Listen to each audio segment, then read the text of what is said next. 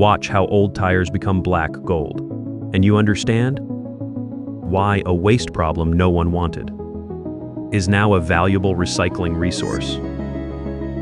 With one used tire, it can be buffed, rebuilt, and turned back into a usable tire under pressure and heat. It can cost up to 60% less than a new tire. So why has this decades-old process always received mixed reviews? This is a large local tire plant.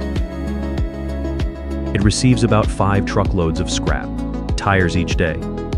Most come from long-haul trucks and heavy transport vehicles. Their casings are usually still sound, with fairly even wear.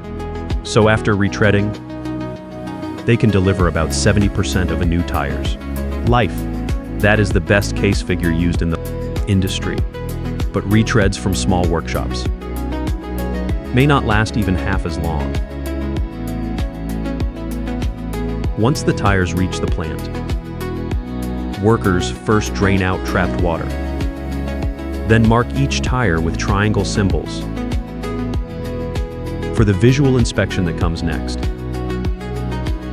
In this tire plant, workers use their eyes to spot minor damage where the casing still works, and the tire can be given a second life.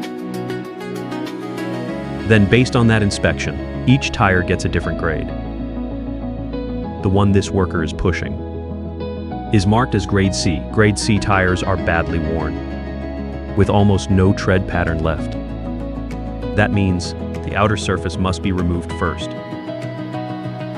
before the main work. They use a small grinder to take off 3 millimeters. Then finish it by hand buffing. This method gives better control and leaves a smoother surface. Any hidden defects will now be easy to see, especially around the steel belts. At this stage, the worker guides the buffing machine to grind out every puncture until the grooves are level and the steel belts can be seen. Only then can the tire be lifted to buff the inner liner. The liner needs careful work. Grind too deep and it leaves pits, so the surface is only lightly skimmed. After both sides are prepared, the next step is filling, also called patching in the industry. The method is simple. Hold with the left hand, press with the right hand, and let the heat soften the rubber so it flows into the grooves. The filler rubber is a standard compound. Once it sets, it bonds with the tread area.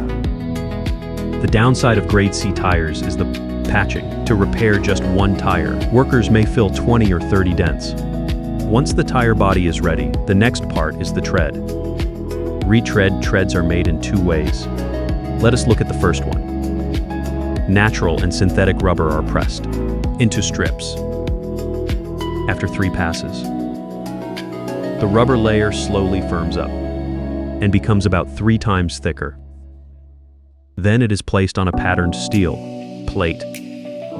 1 rubber strip matches the full length of 1 tire tread, as long as both sides line up.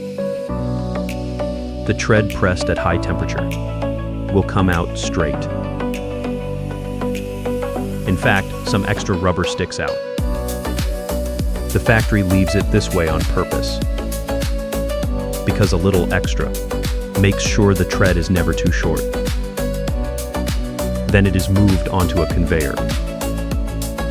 As it travels, blades trim the extra edges on both sides, leaving one complete semi-finished tread, but a flat, smooth surface has little grip. So it is buffed again by machine.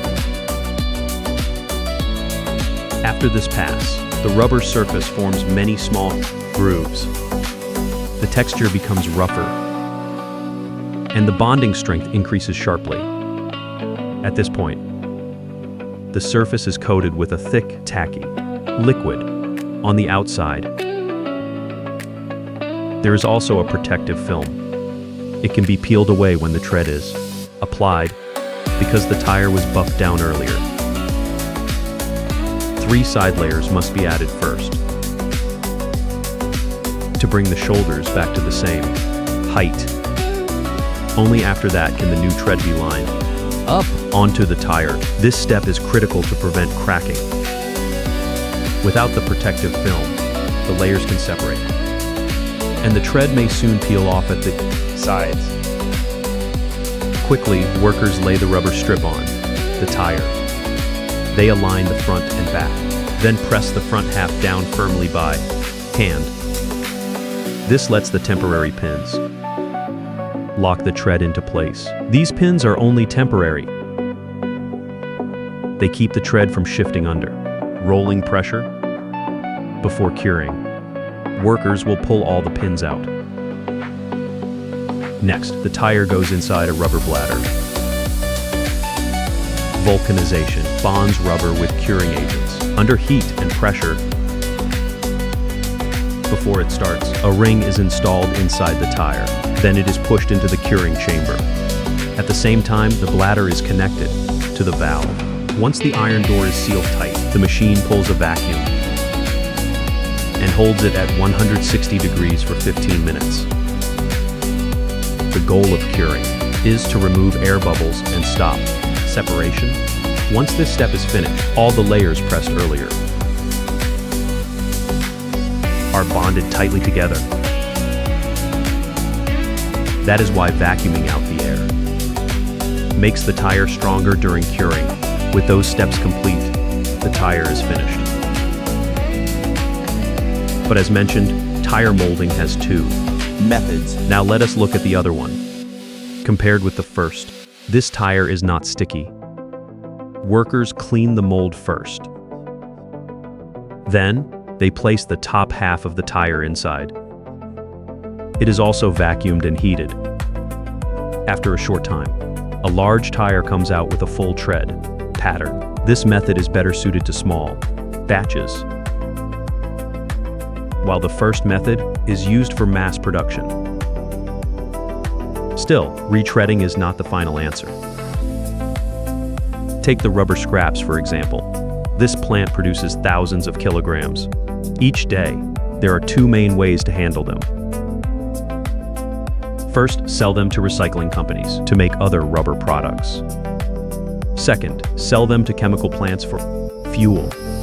So can every old tire be retreaded? What happens when the damage is too severe? This is another tire processing plant.